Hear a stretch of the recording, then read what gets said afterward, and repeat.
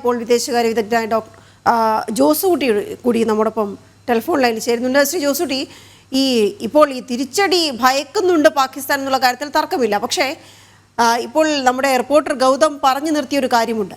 വാക്കും പ്രവൃത്തിയും രണ്ടായിരിക്കുന്ന പാകിസ്ഥാൻ നമ്മളുമായി ചർച്ചകൾ നടത്താൻ, ഭാരതവുമായി ചർച്ചകൾ നടത്താൻ ആഗ്രഹിക്കുന്നുണ്ട് എന്ന് നമ്മളെ അറിയിക്കുന്നതിൻ്റെ ഭാഗമായാണോ എന്നറിയില്ല. ഭാരതവുമായി ബന്ധപ്പെട്ടിട്ടുണ്ട് എന്നൊക്കെ, അജിത് ഡോവലുമായി ബന്ധപ്പെട്ടിട്ടുണ്ട് എന്നൊക്കെ പാകിസ്ഥാനിൽ നിന്ന് വാർത്തകൾ അവർ നൽകുന്നത്. പക്ഷേ അതിനവർ തയ്യാറായാൽ പോലും നമുക്കറിയാം അവരുടെ പ്രവൃത്തി അതുമായി ബന്ധപ്പെട്ട് പോകുന്നതാവില്ല എന്നുള്ളത്. എന്താണ് താങ്കളുടെ അഭിപ്രായം? ശരിയാണ്. നമുക്ക് പാകിസ്ഥാനെ ഒരു തരത്തിലും വിശ്വസിക്കുവാൻ കഴിയില്ല. കാരണം അത്തരത്തിലുള്ള ഒരു ഭീകര പ്രവർത്തനമാണ് അവർ നടത്തിയത്. അതിന്റെ ഉത്തരവാദിത്വം അവർ ഏറ്റെടുത്തിട്ടുമില്ല. ഇനി അത്തരത്തിലുള്ള ഭീകരാക്രമണങ്ങളുമായി നമുക്ക് മുന്നോട്ട് പോകാൻ കഴിയില്ല എന്നതിന്റെ ഉത്തമ സൂചനയായിരുന്നു നമ്മൾ കഴിഞ്ഞ ദിവസം നടത്തിയ തിരിച്ചടി. അപ്പോൾ ആ തിരിച്ചടി പാകിസ്ഥാന്റെ വളരെ പ്രധാനപ്പെട്ട ചില ഭീകര കേന്ദ്രങ്ങളെ തകർത്തിട്ടുണ്ട്. മാത്രമല്ല, പണ്ട് ഉള്ളതിൽ നിന്ന് വ്യത്യസ്തമായിട്ട് പാക് ഓക്യുപ്പൈഡ് കാശ്മീരിനപ്പുറത്ത് പാകിസ്ഥാന്റെ ഹൃദയഭൂമിയായ പഞ്ചാബിലെ തീവ്രവാദ മതപഠന കേന്ദ്രം ഉൾപ്പെടെ തകർത്തിരിക്കുന്നതിനാൽ അത് പാകിസ്ഥാനിൽ വലിയ രീതിയിലുള്ള ഒരു ഷോക്ക് ഉണ്ടാക്കിയിട്ടുണ്ട്. അപ്പോ ഇനി കാര്യങ്ങൾ ഒരു പരിധി വിട്ട് പോകാതെ നിയന്ത്രിക്കേണ്ടതായിട്ട് പാകിസ്ഥാൻ ഉണ്ട്. ചിലപ്പോൾ പാകിസ്ഥാൻ ചെറിയ രീതിയിലെങ്കിലും തിരിച്ചടിച്ചേക്കാം. കാരണം അവരെ സംബന്ധിച്ചിടത്തോളം അവരുടെ ആഭ്യന്തര രാഷ്ട്രീയത്തിന്റെ ഭാഗമായും ഒരു രാഷ്ട്രം എന്ന രീതിയിലും ഒക്കെ എന്തെങ്കിലും തിരിച്ചടിച്ചു എന്ന് വേണമെങ്കിൽ പറയുന്നതിന് വേണ്ടിയിട്ടായിരിക്കാം ഇപ്പോൾ ഇന്ത്യയുടെ വിമാനങ്ങൾ വെടിവെച്ചിട്ടു എന്നൊക്കെ പറയുന്നത്.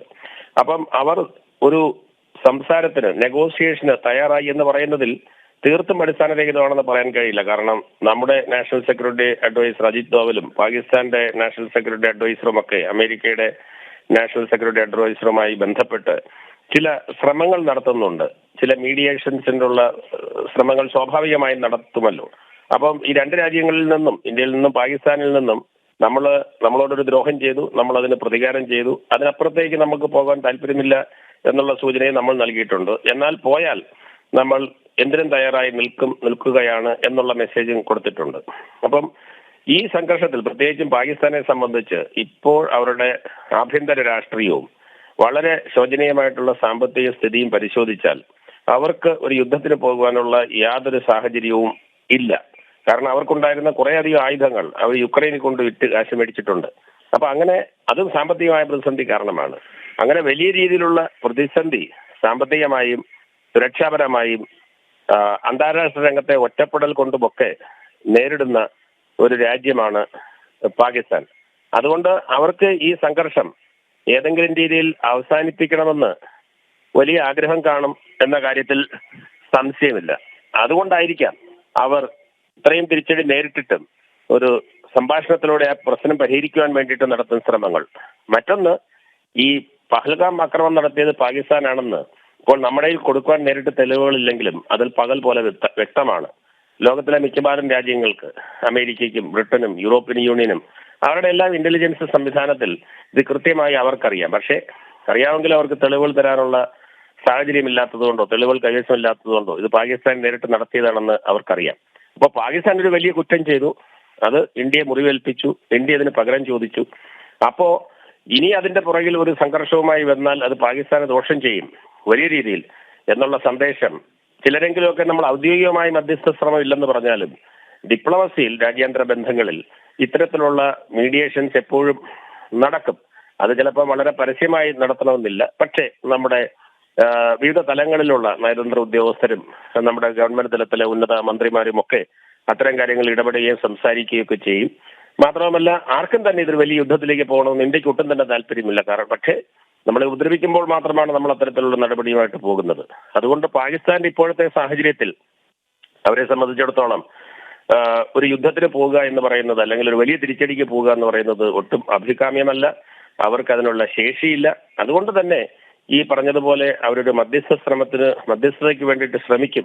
അതിന്റെ സൂചനകളായിരിക്കും അവിടെ നിന്നുള്ള പല പ്രസ്താവനകളിലും കാണുന്നത്. മാത്രമല്ല, അതുകൊണ്ടായിരിക്കും അടിസ്ഥാനരഹിതമായി ഇന്ത്യയുടെ 5 ഫൈറ്റർ പ്ലെയിൻസ് വെടിവെച്ചിട്ടു എന്നൊക്കെയുള്ള വ്യാജ വാർത്തകളൊക്കെ പ്രചരിപ്പിച്ച് ആ രാഷ്ട്രത്തിന്റെ ഒരു പരിധിവരെയെങ്കിലും അങ്ങനെ പറഞ്ഞ അഭിമാനം സംരക്ഷിക്കുവാനായിട്ടുള്ള ഒരു ശ്രമമായിരിക്കാം നടത്തുന്നത്. അതുകൊണ്ട് ഈ മീഡിയേഷനുള്ള ശ്രമങ്ങൾ നടക്കുന്നു എന്നുള്ളത് തീർത്തും തള്ളിക്കളയാൻ പറ്റില്ല. പല രാജ്യങ്ങളും മധ്യസ്ഥതയുമായി ബന്ധപ്പെട്ട് അതിനുവേണ്ടി ശ്രമിക്കും. ഈ പ്രശ്നത്തോട് പ്രതികരിച്ച എല്ലാ രാജ്യങ്ങളും പ്രസിഡന്റ് രമ്യമായി പരിഹരിക്കണമെന്നാണ് പറഞ്ഞിരിക്കുന്നത്. അപ്പൊ അതിന്റെ ഒരു സമ്മർദ്ദം ശ്രീ ജോസൂട്ടി, അതിപ്പോൾ ഈ മറ്റ് ലോകരാജ്യങ്ങൾക്കിടയിൽ ഒരു പ്രതിച്ഛായ നിലനിർത്തുക എന്നുള്ളതിനൊപ്പം തന്നെ താങ്കൾ നേരത്തെ സൂചിപ്പിച്ചല്ലോ പാകിസ്ഥാനിൽ നിലനിൽക്കുന്ന ആഭ്യന്തര പ്രശ്നങ്ങൾ. ഈ ആഭ്യന്തര പ്രശ്നങ്ങളിൽ നിന്ന് പലപ്പോഴും അവരുടെ പൗരന്മാരെ തന്നെ വഴിതിരിച്ചു വിടുന്നതിനായി അവരെപ്പോഴും ഉപയോഗിച്ച് കണ്ടിട്ടുള്ള ഒന്നാണ് ഇങ്ങനെ അതിർത്തിയിൽ പ്രകോപനം സൃഷ്ടിച്ചുകൊണ്ടിരിക്കുക, ഇന്ത്യയെ ഒന്ന് പ്രകോപിപ്പിച്ചുകൊണ്ടിരിക്കുക എന്നുള്ളത്. അപ്പോൾ തങ്ങളുടെ പൗരന്മാർക്ക് ഒരല്പം ആശ്വാസം ആ രീതിയിൽ കിട്ടിക്കോട്ടെ, അല്ലെങ്കിൽ അവിടെ പ്രതിച്ഛായ ഒന്ന് പിടിച്ചു നിർത്തുക എന്ന ഉദ്ദേശം കൂടി പാകിസ്ഥാൻ എപ്പോഴും ഉണ്ടായിട്ടുണ്ട്. പാകിസ്ഥാന്റെ ആക്രമണങ്ങൾ പലതും അങ്ങനെയാണ്, ഒരു പ്രകോപനവും ഇല്ലാതെയുള്ള അവരുടെ ആക്രമണങ്ങളിൽ പലതും അങ്ങനെ തന്നെയാണെന്ന് നമുക്ക് വ്യക്തവുമാണ്. അപ്പൊ അങ്ങനെ കൂടി ഒരു ഉദ്ദേശം ഇതിന്റെ പിന്നിൽ ഉണ്ടായിരിക്കുമോ? തീർച്ചയായിട്ടും പാകിസ്ഥാനിലെ ആഭ്യന്തര രാഷ്ട്രീയ സാമ്പത്തിക പ്രശ്നങ്ങളാണ് ഇത്തരത്തിലുള്ള ഒരു അക്രമത്തിന്റെ ഒരു പരിധിവരെ പറഞ്ഞാൽ അടിസ്ഥാന കാരണമായി നമുക്ക് കാണാവുന്നത്. അതോടൊപ്പം ഇന്ത്യയോടുള്ള വെറുപ്പും കാശ്മീരിൽ സ്ഥിതിഗതികൾ നോർമൽ ആകുന്നുള്ള ആശങ്കയും ഒക്കെ ആണ്. പാകിസ്ഥാന്റെ ആഭ്യന്തര സിറ്റുവേഷൻ പറയുകയാണെങ്കിൽ ഇന്ന് നമ്മുടെ ഇവിടെ കിട്ടുന്ന എല്ലാ സാധനങ്ങളുടെയും ഇരട്ടി വില അല്ലെങ്കിൽ അതിലധികം വിലയാണ് പാകിസ്ഥാനിൽ. നമുക്കിവിടെ 10 മുട്ടയ്ക്ക് 50 രൂപയാണെങ്കിൽ അവർക്കത് 100 രൂപയാണ്. അപ്പൊ അതുപോലെ വലിയ രീതിയിലുള്ള സാമ്പത്തിക പ്രതിസന്ധിയിലാണ് എല്ലാ സാധന സാമഗ്രികളുടെ വിലയിലും. അത് കൊടുത്ത് വാങ്ങുവാൻ പാകിസ്ഥാൻ പൗരന്മാർക്ക് ശേഷിയില്ല.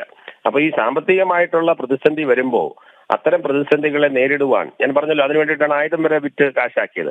അപ്പം അങ്ങനെയുള്ള പാകിസ്ഥാനെ സംബന്ധിച്ചിടത്തോളം അവിടെ ഈ സാമ്പത്തിക പ്രശ്നങ്ങളിൽ നിന്ന് ജനങ്ങളുടെ ശ്രദ്ധ തിരിച്ചിടുവാൻ ഇങ്ങനെ ഒരു വലിയ സംഘർഷം ഉണ്ടാകുന്നു. ദേശീയ സുരക്ഷയുടെ പ്രശ്നമാണ്, എല്ലാവരും അഡ്ജസ്റ്റ് ചെയ്യണമെന്ന് ജനങ്ങളോട് പറയുമ്പോൾ സ്വാഭാവികമായും ഏതൊരു ദേശസ്നേഹിയും അല്പം ദാരിദ്ര്യമൊക്കെ അനുഭവിച്ചാണെങ്കിലും രാഷ്ട്രത്തിന് വേണ്ടിയിട്ട് പലതും ത്യജിക്കുവാൻ തയ്യാറാകും. അപ്പൊ സാമ്പത്തികമായ പ്രശ്നങ്ങളിൽ നിന്ന് ശ്രദ്ധ നേരിടുക എന്നുള്ളത് ഒരു പ്രശ്നം. മറ്റൊന്ന്, അസീം മുനീറിനെ പോലുള്ള ഒരു വളരെ മതവാദിയായിട്ടുള്ള ഒരു ജനറൽ ഇരിക്കുമ്പോൾ അദ്ദേഹത്തിന്റെ രാഷ്ട്രീയമായിട്ടുള്ള സ്ഥാനം ഉറപ്പിക്കുവാൻ വേണ്ടിയിട്ടുള്ള ശ്രമവുമുണ്ട്. നമുക്കറിയാമല്ലോ, അവിടെ ഏറ്റവും പോപ്പുലർ ആയിട്ടുള്ള രാഷ്ട്രീയ നേതാവ് ഇമ്രാൻഖാനാണ്. അദ്ദേഹം ജയിലിലാണ്. അദ്ദേഹത്തെ ജയിലിൽ അടയ്ക്കുന്നതിലെ പ്രധാന പങ്ക് വഹിച്ചിട്ടുള്ളത് ഈ മുനീറാണ്, ഇപ്പോഴത്തെ മിലിറ്ററി ജനറലാണ്. അപ്പം അദ്ദേഹം ജയിലിലാണെങ്കിലും അദ്ദേഹത്തിന് വലിയ ജനപിന്തുണയുണ്ട്. അത്തരം ജനപിന്തുണയൊക്കെ ഒരു പരിധി വരെ ഇല്ലാതാക്കുവാനും അതിൽ പൊടിയിടുവാനും ഒക്കെ സാധിക്കുന്നത് ഇത്തരത്തിലുള്ള രാഷ്ട്രീയ സംഘർഷങ്ങൾ, അയൽ രാജ്യങ്ങളുമായിട്ടുള്ള സംഘർഷങ്ങളിലൂടെയും അതിലൂടെ വളർത്തിയെടുക്കുന്ന മതപരമായ തീവ്ര ദേശീയതയിലൂടെയൊക്കെയാണ് അത്തരം പ്രശ്നങ്ങളെ പരിഹരിക്കുവാൻ പണ്ടും പാകിസ്ഥാൻ ശ്രമിച്ചിട്ടുള്ളത്. അസീം മുനീറിന്റെ സ്ഥാനം ഉറപ്പിക്കുക, മിലിറ്ററിയുടെ സ്ഥാനം ഉറപ്പിക്കുക. നമ്മൾ കണ്ടല്ലോ, ഇതിന്റെ അകത്ത് ഏറ്റവും പ്രധാനപ്പെട്ട ഈ സംഭവം നടന്നത് തന്നെ എന്തിന്റെ അടിസ്ഥാനത്തിലാണ്? അവിടുത്തെ മിലിറ്ററി ജനറൽ കഴിഞ്ഞ ഏതാനും ദിവസങ്ങളിൽ നടത്തിയിട്ടുള്ള പല പ്രസ്താവനകളുടെ തുടർച്ചയാണ് പഹൽഗാമിലെ അറ്റാക്ക് എന്ന് വായിച്ചെടുക്കുന്നതിന് നമുക്ക് വലിയ ബുദ്ധിയുടെ ആവശ്യം ഒന്നും ഇല്ല.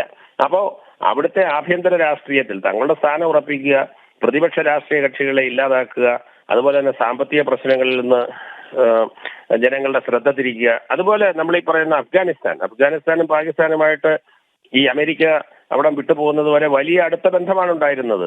നമ്മൾ തന്നെ പേടിച്ചിരുന്നതാണ് അമേരിക്ക വിട്ടുപോകുമ്പോൾ അഫ്ഗാനിസ്ഥാനും പാകിസ്ഥാനും ഒന്നായി ചേർന്ന് ഇന്ത്യക്കെതിരെ പൊരുതുവന്ന്. പക്ഷേ ഇപ്പോഴെന്താണ് നടക്കുന്നത്? അഫ്ഗാനിസ്ഥാനും പാകിസ്ഥാനും തമ്മിൽ അതിർത്തിയിലും ഏത് തീവ്രവാദ ഗ്രൂപ്പിനെയാണ് പിന്തുണയ്ക്കേണ്ടത് എന്നതിനെ സംബന്ധിച്ചുള്ള തർക്കത്തിന്റെ ഭാഗമായിട്ട് അവർ തന്നെ വിവിധ തീവ്രവാദ ഗ്രൂപ്പുകളുടെ പേരിൽ പോരാടുന്ന ഒരു ചിത്രമാണ് കാണുന്നത്. അപ്പം അങ്ങനെയുള്ള പ്രശ്നങ്ങൾ ഒരു വശത്ത്, ബലൂചിസ്ഥാനിലുള്ള സ്വാതന്ത്ര്യ സമര നീക്കങ്ങൾ വേറെ.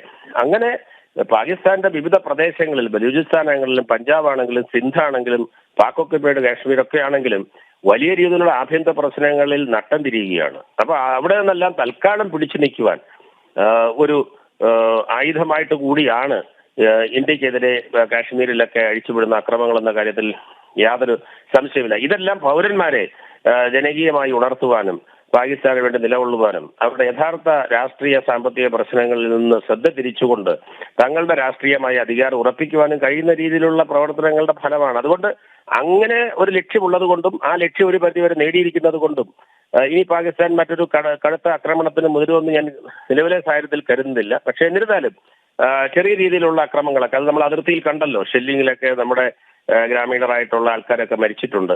അപ്പൊ അതൊക്കെ ഇതിന്റെ പ്രതിഫലനമായിട്ട് അവർക്കത് പറയാൻ ഞങ്ങൾ ഇത്ര പേരെ കൊന്നു എന്നൊക്കെയുള്ള വാദങ്ങളുമായി നിൽക്കുവാനും അങ്ങനെ തങ്ങളുടെ രാഷ്ട്രീയ ലക്ഷ്യം നേടിയെടുത്തതിന് ശേഷം തൽക്കാലം ചിലപ്പോൾ പത്തി മടക്കാനും ആയിരിക്കും ഉദ്ദേശിക്കുന്നത്. അതുകൊണ്ട് എല്ലാം അവസാനിച്ചു എന്ന് നമ്മൾ കരുതണ്ട. കാര്യത്തെ കാരണം എത്രയോ സന്ദർഭങ്ങൾ ഇതിനു മുമ്പ് വളരെ ഭീകരമായിട്ടുള്ള അക്രമങ്ങൾ ഉണ്ടാകുകയും കാലാകാലങ്ങളിൽ വീണ്ടും ഏതെങ്കിലും പ്രശ്നങ്ങൾ ഉണ്ടാകുമ്പോൾ ഇതുമായി രംഗത്ത് വരികയും ചെയ്യുന്ന ഒരു രാഷ്ട്രമാണ് പാകിസ്ഥാൻ. അതിനെ അത്തരത്തിൽ മാത്രമേ നമുക്ക് വിലയിരുത്തുവാൻ കഴിയുകയുള്ളൂ.